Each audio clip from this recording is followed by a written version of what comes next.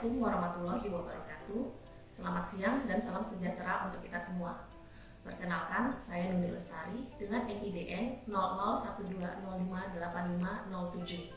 Saya merupakan salah seorang dosen pada program studi pendidikan teknologi pertanian Fakultas Teknik Universitas Negeri Makassar. Pada kesempatan ini, saya akan menjelaskan salah satu mata kuliah yang saya ampu, yaitu mata kuliah alat dan mesin pertanian. Video ini saya buat untuk memenuhi salah satu persyaratan sertifikasi dosen tahun 2024, yaitu pernyataan diri dosen dalam unjuk kerja Tridharma Perguruan Tinggi dalam aspek pengajaran. Adapun deskripsi dan uraian umum dari mata kuliah ini adalah sebagai berikut.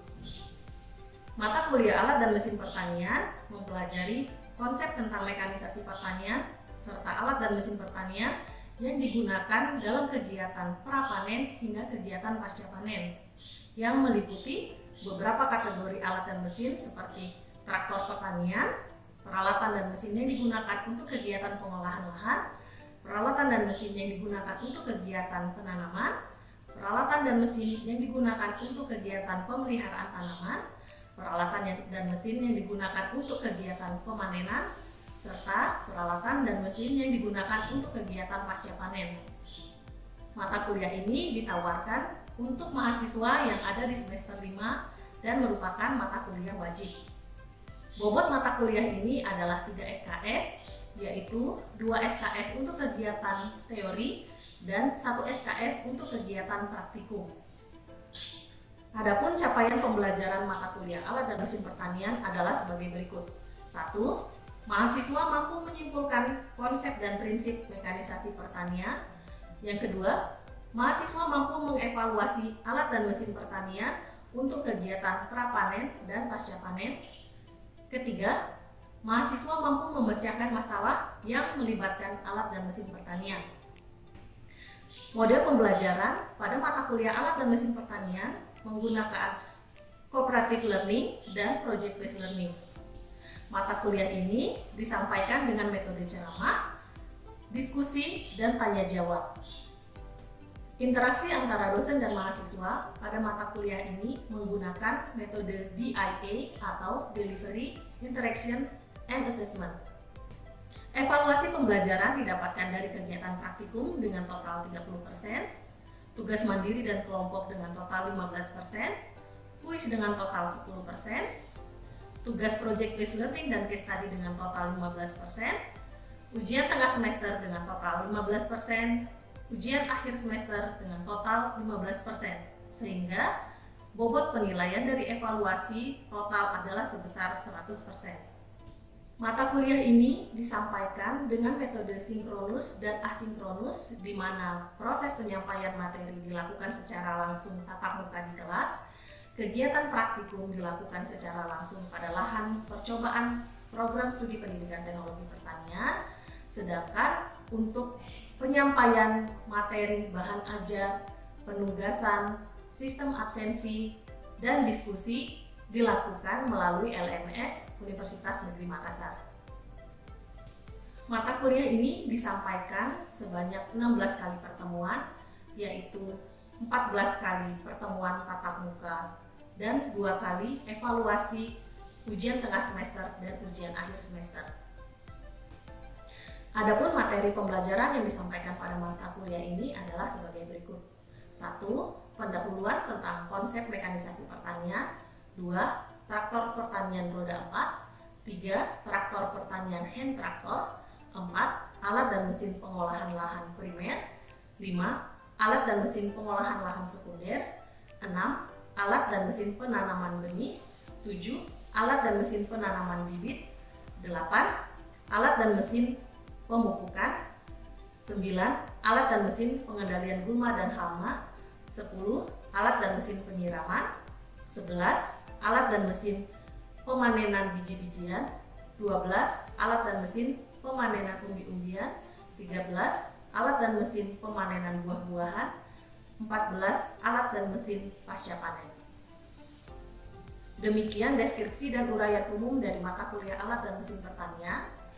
Untuk selanjutnya adalah cuplikan dari kegiatan pembelajaran yang saya lakukan secara tatap muka langsung di kelas.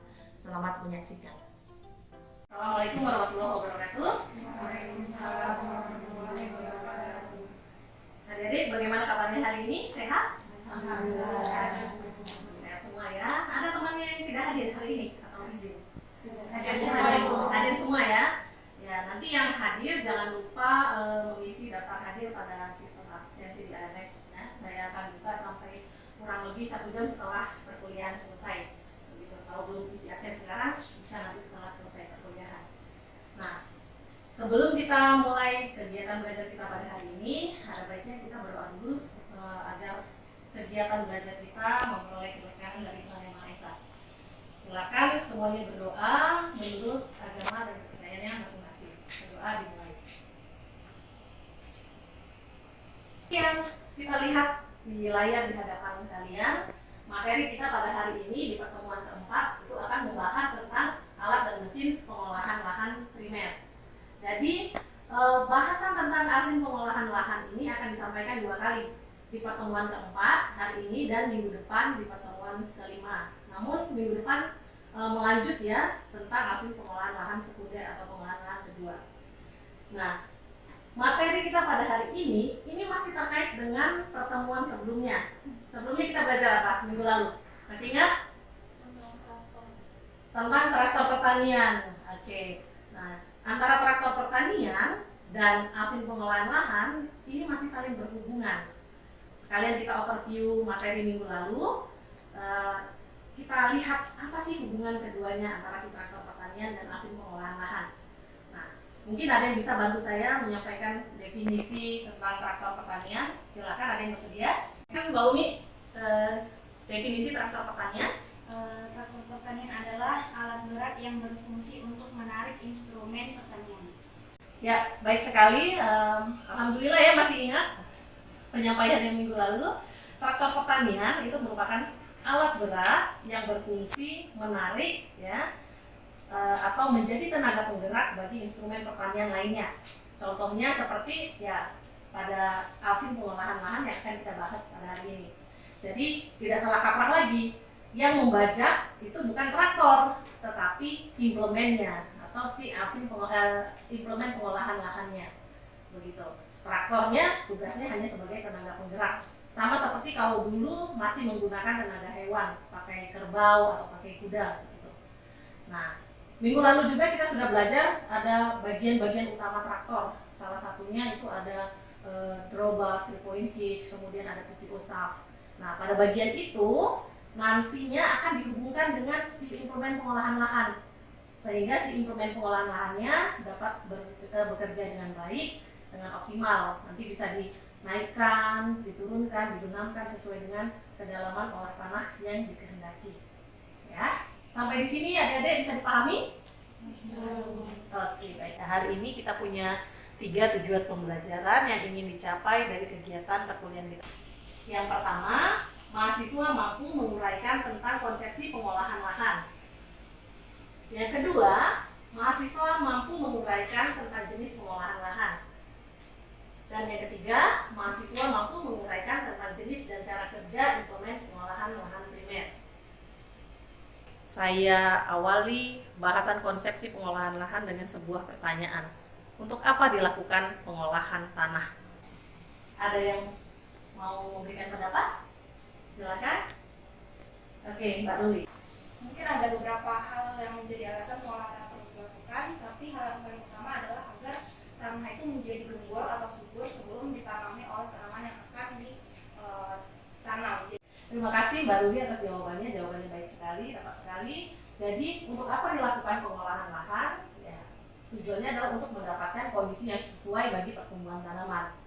Nah, sebenarnya apa sih yang dilakukan di pengolahan lahan sehingga dia dapat menciptakan kondisi yang sesuai bagi pertumbuhan tanaman? Ya, salah satunya adalah dengan mengolah lahan kita menciptakan aerasi tanah yang lebih baik. Ya, ketika tanah diolah, kita menciptakan ruang pori yang lebih banyak bagi si tanaman.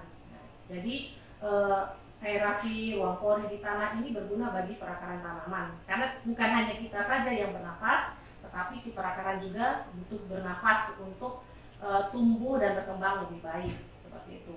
Juga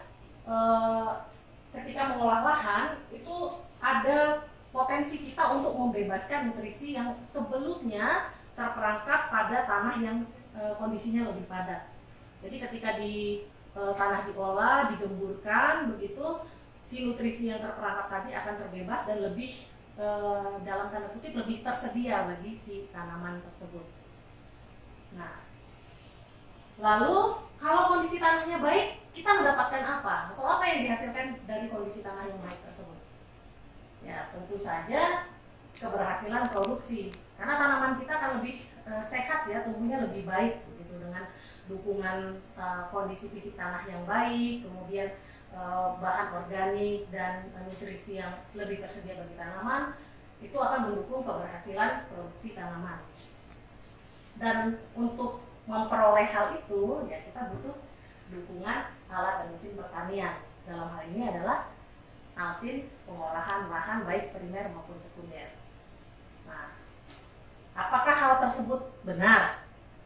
Nih, saya ada hasil penelitian tentang efek pengolahan lahan pada hasil panen tanaman jagung ya. Ini ada 5 jenis tanaman jagung. Kalau ada diperhatikan, bar yang merah ini adalah hasil panen dengan pengolahan lahan konvensional. Ini hasil panen jagung tanpa pengolahan lahan sama sekali ya, no tillage. Nah, kita lihat semua ke 5 jenis tanaman jagung ini, hasil panennya semuanya jauh lebih tinggi si jagung dengan pengolahan lahan primer dan sekunder tersebut. Oke, selanjutnya kita lihat definisi pengolahan lahan ya. Jadi pengolahan lahan kalau secara definisi lengkap itu apa sih? Pengolahan lahan adalah penyiapan tanah untuk penanaman serta proses mempertahankannya dalam keadaan lemah dan bebas dari gulma selama pertumbuhan tanaman budidaya. Nah, bagaimana dengan tujuannya? Nah, tujuan pengolahan lahan setidaknya yang saya tampilkan ini ada 3. Yang pertama adalah untuk meningkatkan kondisi fisik tanah. Ya, seperti yang kita bahas tadi, ketika mengolah lahan artinya menciptakan ruang pori, artinya memberikan peluang atau memberikan kesempatan si akar untuk lebih leluasa bernapas dan berkembang. Kemudian mempersiapkan bedengan benih yang sesuai. Nah, ini biasanya pada pengolahan lahan kedua atau sekunder itu kan setelah dilakukan penggaruan biasanya juga dilakukan pembuatan bedengan ya. Jadi nanti lahannya sudah siap untuk ditanami benih atau bibitnya sudah siap untuk dipindahkan ke lahan yang sudah memiliki bedengan tersebut. Dan yang terakhir adalah untuk memberantas gulma. Nah, bagaimana ini memberantas gulma? Jadi ketika mengolah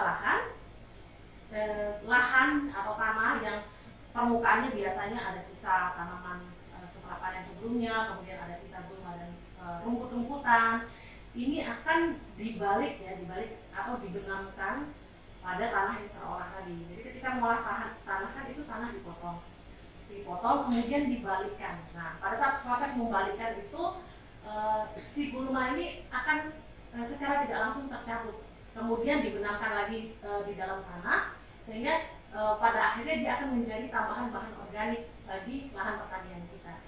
Seperti itu. Nah, untuk intensitas pengolahan lahan sendiri ini ada 3 ya. Yang pertama itu no tillage. Jadi yang pertama ini sama sekali tanpa pengolahan lahan. Lalu apa yang dilakukan di no tillage ini? Ya sama ya, budidaya tanaman juga, hanya tidak melakukan pengolahan lahan. Yang dilakukan hanya membuat lubang tanam atau alur untuk menempatkan benih dan bibit begitu.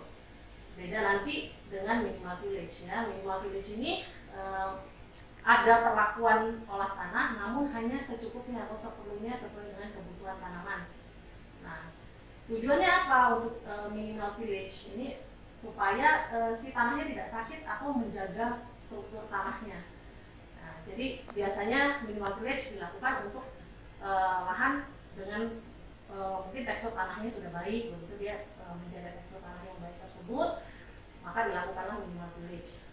Nah, selain itu minimal tillage ini juga ada keuntungannya karena tidak melakukan pengolahan lahan, maka tidak ada biaya produksi ya, atau dia bisa menghemat biaya produksi dari sisi pengolahan lahan. Dan yang terakhir adalah maksimum tillage. Maksimum tillage ini ya seperti yang sedang kita bahas ya, pengolahan lahan primer dan minggu depan pengolahan lahan sekunder. Gitu. Artinya ada 2 kali pengolahan lahan primer dan sekunder. Nah, hasil akhirnya apa kalau pada maksimum tillage? Hasil akhirnya adalah permukaan tanah yang lebih bersih, rata, kemudian bongkahan tanahnya menjadi halus, dan harapannya dengan kondisi seperti itu, nanti pertumbuhan tanaman kita akan lebih seragam ya, panennya juga akan lebih seragam. Oke, selanjutnya untuk jenis pengolahan lahan.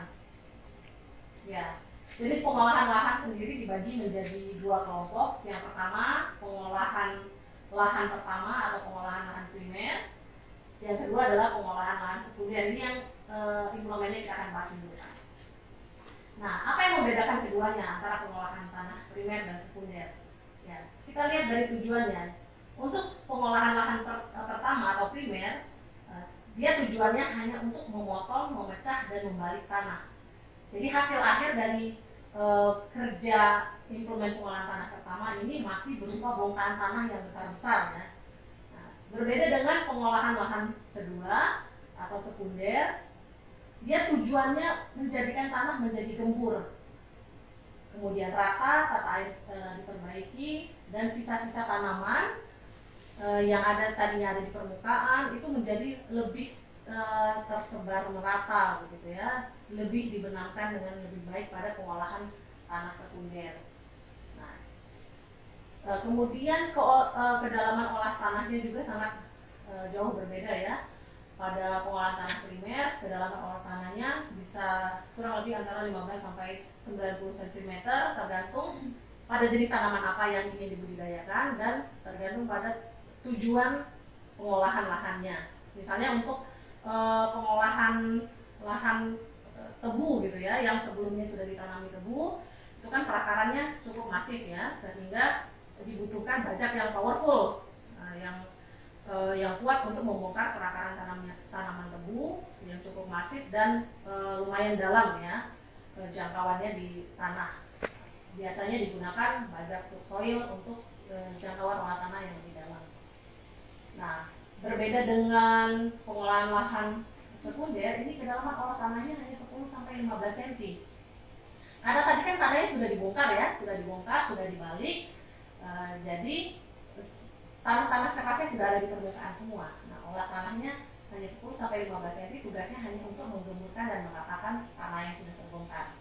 Kalau di pengolahan tanah pertama ini startnya pada tanah dalam kondisi normal ya, entah itu tanah yang bekas penanaman sebelumnya atau tanah padat biasa. Kalau yang ini startnya adalah tanah yang telah diolah dari pengolahan tanah pertama. Nah, ini adalah perbandingan kondisi awal ya, ini sebelum dilakukan pengolahan lahan. Bisa dilihat di sini tanahnya lebih padat ya. Kemudian dilakukan pengolahan tanah primer. Nah, ini kita lihat bongkahan tanahnya besar-besar ya. Juga rumput-rumputnya masih ada potensi untuk hidup kembali kalau dibiarkan ya. Namun setelah dilakukan pengolahan tanah sekunder, bongkahan tanahnya menjadi lebih rata dan halus, dan rumput-rumput yang tadi ada di pengolahan lahan primer ini sudah tercampur dengan baik di pengolahan lahan sekunder, sudah dibenamkan dengan baik. Jadi potensi untuk meningkatkan bahan organik tanah dari rumput-rumput tersebut juga lebih baik di sini. Kalau ini masih ada potensi untuk hidup kembali si rumputnya. Untuk jenis-jenis implemen pengolahan tanah, pada pengolahan tanah primer ini ada 5 jenis bajak yang akan saya sampaikan, yaitu bajak singkal, bajak piringan, bajak pahat atau chisel, kemudian bajak putar atau bajak rotari, dan yang terakhir adalah bajak subsoil. Sementara untuk pengolahan tanah sekunder, ini ada 4 jenis garu. Yang pertama garu piringan, garu sisir, garu berdigi per, dan garu khusus. Nah, selanjutnya jenis dan cara kerja implemen pengolahan lahan primer. Yang pertama adalah bajak singkal ya. Ini ada gambar bajak singkal yang dihubungkan dengan traktor pertanian ya, 4 baris bajak singkal.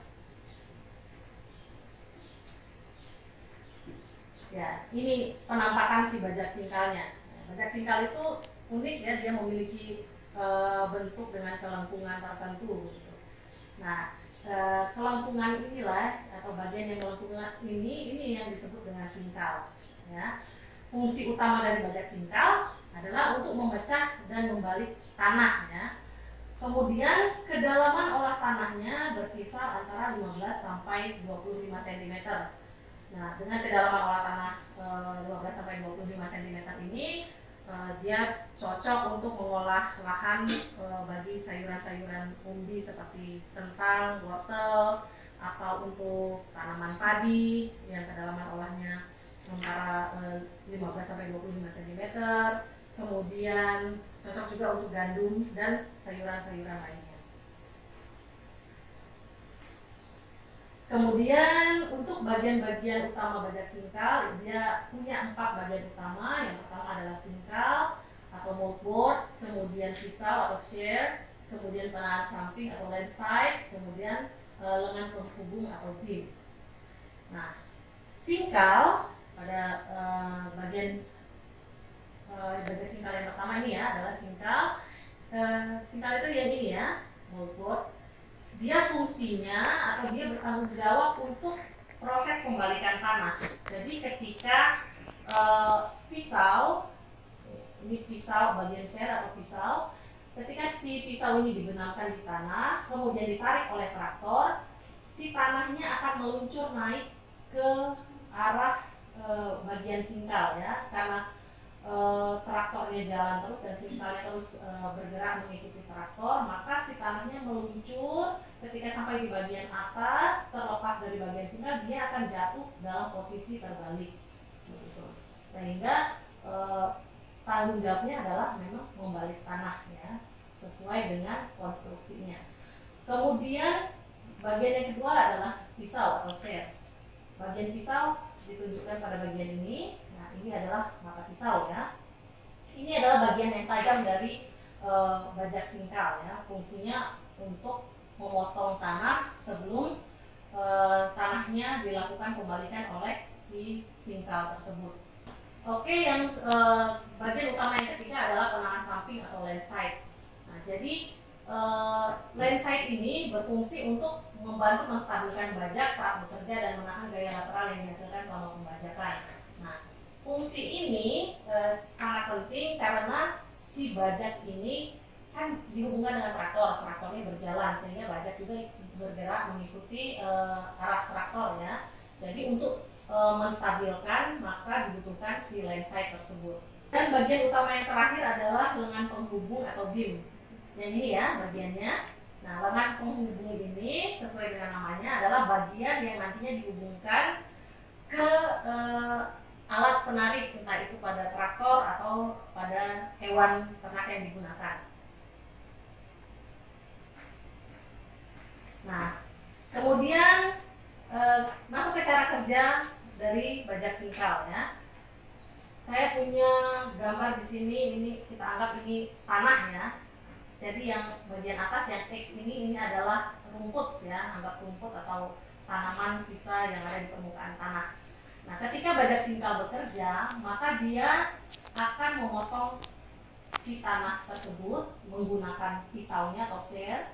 Kemudian potongan tanah ini akan meluncur sepanjang singkalnya tadi ya, lengkungannya, mengikuti gerak dari si jalannya traktor ya, sehingga ketika dia meluncur posisinya akan terbalik. Rumputnya yang tadinya ada di permukaan atas, dia akan dibalikkan dan pindah ke bagian bawah. Sementara tanah yang tadinya berada di kedalaman tertentu, ini akan terangkat dan posisinya akan berada di atas ya. Rumputnya atau gulmanya akan berada di bagian bawah atau terpendam begitu, yang nantinya akan menjadi tambahan bahan organik bagi tanah. Nah, kurang lebih seperti ini ya. Ketika pisau memotong tanahnya, kemudian tanah yang sudah terpotong mengalir ya, mengikuti lengkungan singkal. Nah, dia akan terus mengalir mengikuti lengkungan sampai akhirnya terjatuh ya, karena sudah sampai di batas ujungnya dalam kondisi terbalik seperti pada bagian ini. Begitu. Sampai di sini bisa dipahami dulu adik-adik? Oke. Nah, kita lanjutkan lagi dengan hasil pembajakan bajak singkal. Ketika melakukan pembajakan, hasil potongan tanah yang dipotong oleh ser atau pisau itu disebut dengan halur atau furrow ya. Nah, furrow ini adalah bagian alur yang kosong. Potongannya kemana? Yang tadinya kan dia berisi tanah ya. Potongannya sekarang ada di mana? Potongannya ada di sebelah kanan atau yang kita sebut dengan slice. Jadi bajak singkal itu pembalikan tanahnya ke arah kanan ya. Oke, misalnya saya bertindak sebagai traktor misalnya. Hasil pembajakan ke arah kanan. Nah, ketika traktor maju, balikan tanah atau hasil pembalikan tanah itu ada di sebelah kanan ya. Di sebelah kanan. Nah, kalau traktornya berbelok ke arah kanan seperti ini ya. Hasil pembalikan tanahnya kan tetap ada di arah kanan. Di arah kanan seperti ini sehingga masing-masing slice dari traktor yang maju tadi kemudian berbelok itu saling bertumpuk dan dia membentuk si back furrow ini. Nah, berbeda kalau traktornya maju, pembalikan tanahnya tetap ke arah kanan ya. Traktornya maju, pembalikan tanah ada di arah kanan, kemudian traktornya berbelok ke arah kiri. Ke arah kiri, pembalikan tanahnya di mana? Tetap di kanan ya.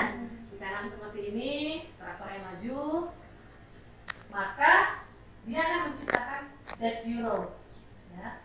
Jadi tidak saling bertemu antara slice yang satu dengan slice yang lain. Selanjutnya adalah ini adalah video cara kerja bajak singkal ya. Kita lihat di sini ya, tanah yang dibalik oleh singkal ya. Sebelumnya permukaannya adalah tanah yang berrumput gitu. Nah, setelah dilakukan pembalikan oleh bajak singkal, rumputnya sudah terbenam dan ada yang bisa lihat di sini slice-nya ukurannya masih besar. Oke, sampai di sini adik-adik ada pertanyaan dulu? Ada yang mau didiskusikan dulu? Sudah jelas semua? Baik, kalau sudah jelas, masih ada sedikit waktu ya untuk mengevaluasi pertemuan kita pada hari ini. Ada kuis di pertemuan keempat. Oke, sekarang adik-adik buka HP-nya. Ya, nanti di sana masuk ke LMS. Di sana ada kuis pertemuan 4 ya. Oke, bagaimana? Selesai? Selesai. Oke, selesai ya. Nah, ini oleh-oleh untuk di rumah ya. Jadi silakan membentuk kelompok ya. Terdiri dari 2 sampai 3 orang. Nanti kalian melakukan diskusi mengenai perubahan yang terjadi pada tanah akibat pengolahan lahan ditinjau dari sifat fisiknya, sifat mekanik, sifat kimia, dan sifat biologi. Tadi kan sudah sempat disinggung sedikit ya, ada tentang aerasi tanah, kemudian nutrisi yang terjebak, dan seterusnya. Itu nanti masuknya kemana? Apakah sifat fisik atau sifat mekanik, dan seterusnya. Nanti kalian diskusikan, cari referensi, kemudian kalian jelaskan juga apa dampak perubahan-perubahan tersebut ya, perubahan terkait dengan sifat fisik sampai sifat biologi terhadap pertumbuhan tanaman ya. Sampai kalau bisa sampai pada produktivitas tanamannya seperti yang ditampilkan di bagian awal slide, bisa sampai meningkatkan produksi atau hasil panen tanaman jagung begitu. Nah, hasil diskusi kalian disusun dalam sebuah makalah dan dikumpulkan di pertemuan ke-6. Sampai di sini ada yang mau ditanyakan dulu terkait dengan tugasnya? Cukup? Paham ya? Jelas ya? Oke. Baik, jika tidak ada yang mau didiskusikan lagi, saya akhiri pertemuan pada hari ini. Terima kasih atas kehadirannya. Insya Allah kita ketemu lagi minggu depan. Saya tutup. Wabillahi taufiq wal hidayah. Wassalamualaikum warahmatullahi wabarakatuh. Waalaikumsalam warahmatullahi wabarakatuh.